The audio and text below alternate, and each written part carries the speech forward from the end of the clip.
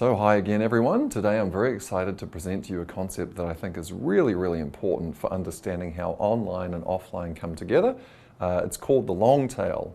The idea was developed by a fellow called Chris Anderson, who actually wrote a book elaborating on the entire concept. I'm going to give you the key ideas from Chris's book, but this is something that you really want to keep in mind as you think about how the internet is changing our behavior with respect to both selling and also shopping and buying.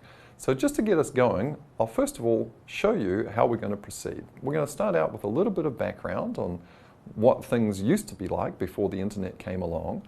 Then I'm going to present the long tail concept and a little bit of economics on it. Then I'm going to introduce a research study by some colleagues at MIT where they looked at omni-channel and how the long tail played out there. And then finally a piece of my own research on something I'm calling the spatial long tail. It'll become clear what that is as we go through our session. So let's start at the start by looking at a picture of the so-called long tail. It'll be coming up a lot, so if you don't get the full thing right now, that's fine. I just want to give a brief overview. So the long tail has two axes, a y-axis and an x-axis. The y-axis is a measure of popularity, which in many cases is going to be the sales of the product.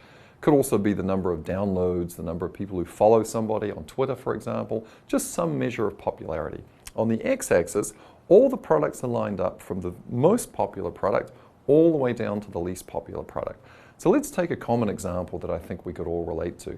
Let's think about all the books that are available for sale on Amazon.com.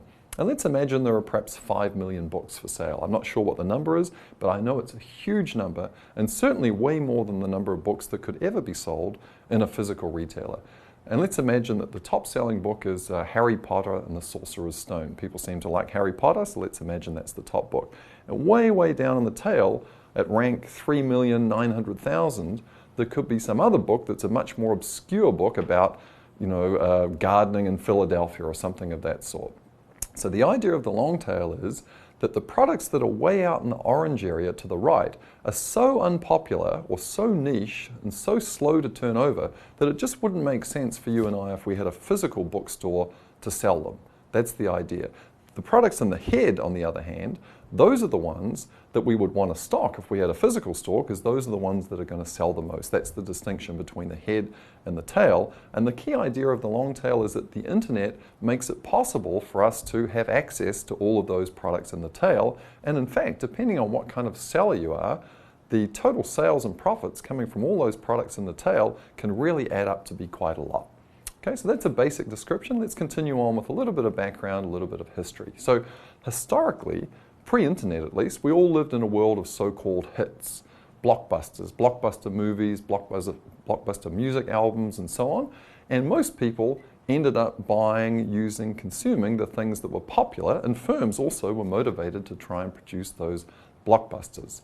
However, because of the internet, the economics of distribution have really been changed a lot. Now it's possible to offer much more variety than ever before. So now I want to address the long tail from two different perspectives, both the supply side and the demand side. Both of these perspectives are important when we think about markets. So on the supply side, because of the internet, it's now possible for sellers to just offer a lot more variety, whether it's variety of beer, diapers, flowers, movies, songs, you name it, it's possible to offer a lot more variety because the economics of distributing those products has changed dramatically. Secondly, there's also a demand side explanation for the long tail, or a demand side story that goes along with it. So in the old days, how would I find out about sort of unusual products and services? Perhaps through friends and family or people that I meet, acquaintances, but essentially I may be locked out of understanding those products or coming across them because they wouldn't be carried by the retailers. Remember, the retailers or the stores would only really carry the products that were in the head. So to find products in the tail was very difficult. So one implication of this is our tastes now are becoming more varied because simply we have access to more demand, access to more variety of product than we ever had before. So now let me compare and contrast the economics of the long tail that we're going to look at in a second with the old economic ideas that are still pretty useful but have been around for a long point in time, a long period of time. So there was a fellow called Pareto who noticed many years ago, back in 1897, that about 80% of all the wealth of the residents and citizens of the UK was owned by only 20% of the people. More recently, we've often discovered that 80% of the profits that we make based on only 20% of the products that we sell or 20% of the customers that we have. Hence the common 80-20 rule. Now the long tail kind of changes that rule a bit because it says it's not necessarily 80-20 anymore. We could have a huge tail of products, vast in number, that actually account for individually very, very little profit, but collectively account for a lot. So let's continue on and see how that works out. Another law that's kind of an interesting one is named after a fellow called George Ziff, Ziff's law. And what he found is if you take a manuscript or a book, the word that's the second most popular word in the book, or most used word, is about half as frequent as the most popular. And the third most commonly used word is about 1/3 of the occurrences as the most popular one. This law also applies to other things like the distribution of populations and so forth within a country. So here's two key principles on the slide that really underlie this idea of the long tail and also come up again when we talk about preference isolation. So let's start with the first one. What I put on the slide is this idea of tyranny of locality. What does that mean? That means that the things that are available to you locally are dictated by whatever the local sellers decide to offer you, and they may be different from your own tastes. So now what I'd like to do before we get into more detail on the long tail is to ask you all out there two questions, one related to supply and the other related to demand. So I'd like you to think about a product that you use or a product that you like that you can't find available locally because it's just not popular among your local neighbors. So imagine you like to sunbathe and go to the beach and you like to use a special kind of lotion that you can't find because most of the pharmacies in the area only offer very high SPF products, and that's not what you want. So try and think of a product that you can't find locally. That's going to be a demand side explanation for the long tail where all of that variety is going to be available on the internet. Secondly, I'd like you to think about if you were a seller on the supply side and you had a sort of unusual product and where you would want to sell that product. So the product that was mentioned in Chris's book, and I'll just mention here again, is actually a very good movie called Once Upon a Time in India.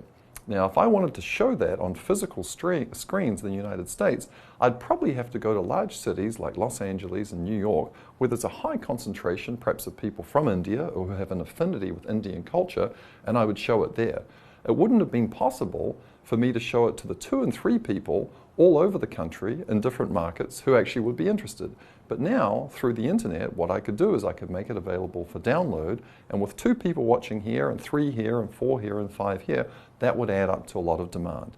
So hopefully you can see through those 2 examples, and the one that you've thought about, that the long tail addresses both demand for product, you can get that variety now, and also it affects the way product is being supplied. So let's go back to our diagram. I'm just going to make 2 more points on the diagram, and there are 2 questions at the bottom that I'm going to lead us through. So here is the head in the red and the tail in the orange again. And the first question I'd like to pose to you, and then I'll give at least my answer for it, is how satisfied would you be with a random product that you drew from either the head or the tail? So think about that for a moment. If you were to go and watch a movie, so a movie in a head might be one of those fantastic movies from that great little country that's south of the equator. What's it called? Not Australia, the other one, the one to the right, New Zealand, called Lord of the Rings. So that's a pretty popular movie, and if you just randomly saw it, odds are you'd be quite happy with it. You might like it 8 out of 10. If, on the other hand, I sampled a really obscure, odd movie that was not that popular, a niche movie from the tail, and I showed you that, odds are you probably wouldn't like it very much. So in general, as you go from the head to the tail, the average level of satisfaction declines. But that's just the average. As you've learned from Pete, heterogeneity and variance is also very, very important. Now, there may, however, be a product in the tail that most other people don't like, but for you is a 10 out of 10 movie or song or book or whatever it is else that you're looking for. So if there were an efficient way for you to filter and get into the long tail, you could find stuff that you really, really love. That's the idea. So on average, as you go from the left to the right, your satisfaction would be going down if you were showing a random product, but your satisfaction could be really high if you were able to go into the right and find the things that you exactly wanted. So let's continue with those ideas. What are the main characteristics of the long tail that we have here on the slide? So first of all, the ratio of niche product sales to big hit sales is changing. Now there's more demand coming from all of those niche products being added together. The distribution efficiency is also changing. You can now get access particularly to content type products on tablets and also mobile phones. In terms of being able to find your way into the long tail, that's where consumer reviews and so on come in. And we're going to be talking more about reviews in a subsequent discussion. So the long tail, as I put here on the slide, is just culturally unfiltered by scarcity. So in the old days, the owner of the store, again our friend Chris who's doing the video here, the owner of the store, he would decide what was going to be offered in a local market. He would decide what movies he would show on the screen. He would decide what beer was going to be available in his liquor store. But now, through the long tail, all of those things can be made available through the internet.